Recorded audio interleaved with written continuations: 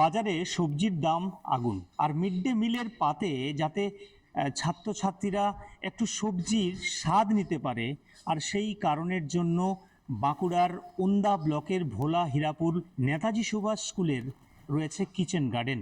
আর সেই কিচেন গার্ডেনের মধ্যে ফলছে নানান শীতকালীন সবজি, আর সেই সবজি টাটকা সবজি বাগান থেকে তুলে নিয়ে এসে মিড ডে মিলের রান্নাঘরে চলছে রান্না করার প্রক্রিয়া।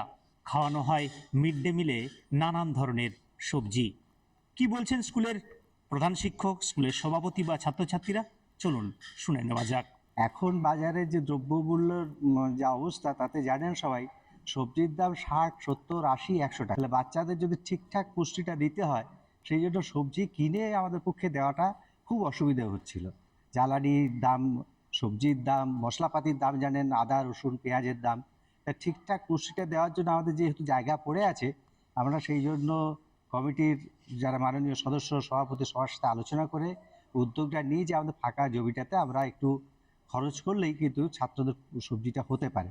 প্রচুর আমাদের সবজি হচ্ছে এবং সেই সবজিটা আমাদের চাহিদার থেকে বেশি হচ্ছে, বরঞ্চ কম হচ্ছে না। ফলে ছেলেদের ঠিকঠাক পুষ্টিকর আমরা খাবারটা দিতে পারছি। আমাদের অনেক সুবিধা হচ্ছে, যেমন আমাদের ওখান থেকে এনে পরে আমাদের স্কুলে রান্না বান্না হচ্ছে, মানে টাটকা আমরা সব কিছু পাচ্ছি। এরকম বাইরের সবজি যেমন কতগুলো তো কেমিক্যাল দেওয়া থাকে, সেরকম আমাদের হচ্ছে না। আমরাও ভালো, মানে সুবিধা হচ্ছে আমাদের। প্রত্যেক স্কুলের ক্ষেত্রে প্রয়োজন, যদি পর্যাপ্ত পরিমাণে জায়গা থাকে স্কুলের, সেই জায়গার উপরেই এই ব্যবস্থাটা করলে স্টুডেন্টরা তো খেতে পাচ্ছেই, এবং ধরুন যারা এক্সট্রা 8, 9-এ পড়ে, তারা অনেক দূর দূরান্ত থেকে স্কুলে আসে, তাদেরও আমরা এই থেকে ম্যানেজ করে খাইয়ে দিতে পারি।